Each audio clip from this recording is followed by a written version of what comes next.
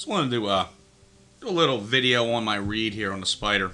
Try to get some kind of sense of what's happening lately. Very volatile, quite a mess. Market just getting hammered with bad news. The coal fires, the rig fire, Europe collapsing, Euro going to zero. You name it, it's happening.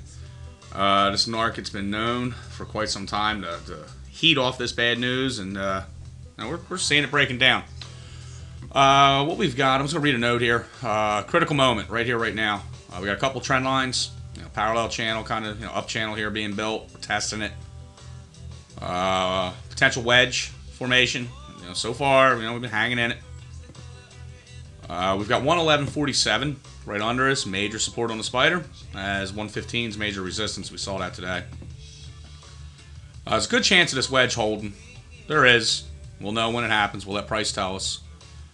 We lose this area, this 111.47. We'll go test this 200 down here at 109.42. And I think we'll get a bounce there. Worst case scenario, we come down in here. We lose these 200s, game over. We're going to toilet bowl flush probably to 107.10. And if that doesn't hold, we're looking at 104.32. And these are all long-term support and resistance areas on the SPY. The McKellen's, the MYMO, the McKellen oscillator's hammered as well. So we're extremely oversold. I'm definitely looking for a 2 to 3 day bounce. Where it starts, that's the tough part to call. Whether we hold this wedge and we just build up in here and we get back up to near 116.5, we can lay on some shorts to roll it over again. Time's going to play this thing out. You can't swing this market since we lost 119.68 the first time back on April 16th, right on this candle. If I'm not mistaken, that was the Goldman Sachs fraud case nonsense, 30-point flush on Goldman in a day. Right then, right there, I called a top. I waited 2 to 3 days right in here and loaded the boat. Got out all the longs, advised all of our members just to bail, get out of the way. We popped a new 52-week high barely and subsequently rolled over. It's going to be a while before swing traders can come out and swing this market. It's just insanity. You can do it lightly, if you're trying to buy something on support and, for an overnight hold here and there. But, I'm talking 8th position sizes at the most. And that's, to be honest with you, it's even too much. You just can't swing this thing. It's violent. Got some support areas, noted here that we can look out for potential bounces. The MACD is just disgusting. It's just horrible. Stochastics, full rollover mode, going to lose 50 more than likely. They could hold this 50 though, and provide us with a nice rippage up. And volume precedes price. Volume tells a tale.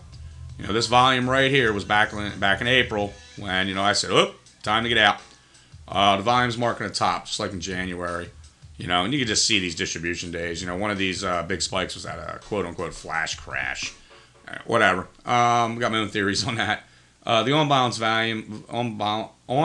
volume completely just fallen apart, ever since that cross here. And that actually happened before the flash crash. So, I hear a lot of people complaining about, getting murdered on this 1,000-point down day. Well, you shouldn't even have been involved in the market swing trading at this point. I wasn't. I got hurt on a couple of scalps.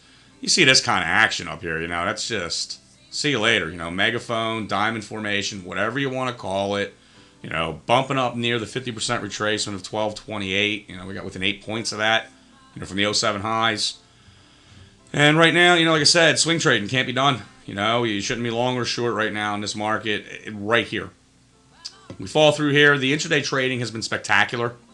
Very high VIX. Everything's been cranking. But like I said, I just wanted to bring you my read, what I'm seeing here. I do think we got a shot of this wedge holding up, catching a bounce on it. Don't forget, it's options expiration week.